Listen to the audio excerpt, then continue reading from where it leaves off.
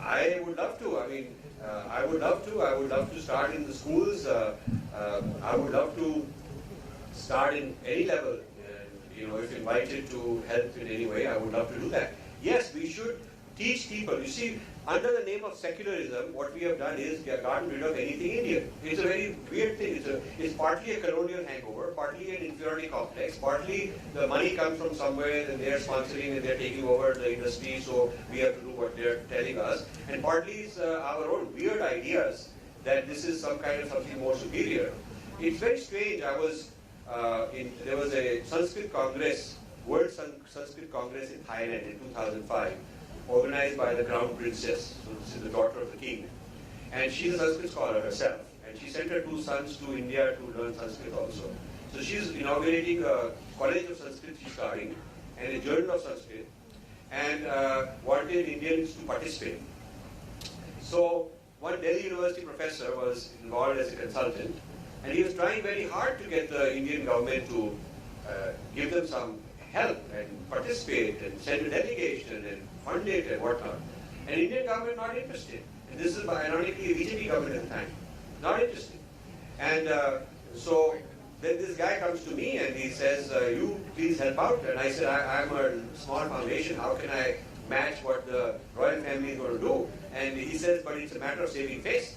We Indians, we look like, we don't even care about our own culture. I just need any Indian to at least help, So I signed a deal, an agreement where the Crown Princess and I would be both involved in convening this Congress, and my foundation would give some token amount to sort of make it look like, Indians are also involved.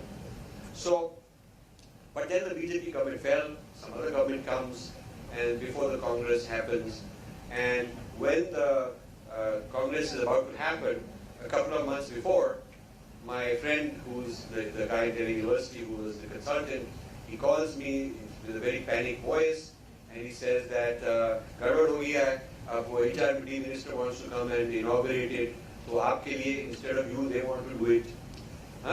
So I had done all the hard work. But they had this attitude that Sanskrit ko kya karna hai, it's a liability, kya karna hai. They did not understand that for the people of Thailand it's a very big deal. For them it's a very big deal. Yeah, so they did not understand the diplomacy value, the value as corporate, as a national capital that you are exporting to another country, in building relations with that kind of a country that respects so much. All the ASEAN countries respect Sanskrit and our Sanskriti, like the Europeans respect Greek thought. Like Europeans think Greece is the mother of civilizations, the ASEAN countries think India is the mother of civilization. But this is a mother that doesn't want to admit it. Don't want to admit it. So I had to do all this for the Indian government. And then, when they found that it's become a big PR opportunity because it'll be a big success, all kind of big shots coming, then the minister wants to come and throw me out and replace me. But we did not let that happen. So I'm just trying to tell you, policies of our thinkers and our educators and HRD are not, they're somehow scared.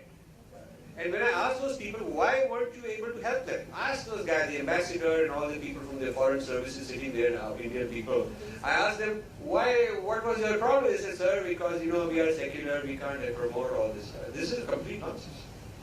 Nobody in France would say, if a country wants to have Alliance Française, they would not say we can't do it because we are secular.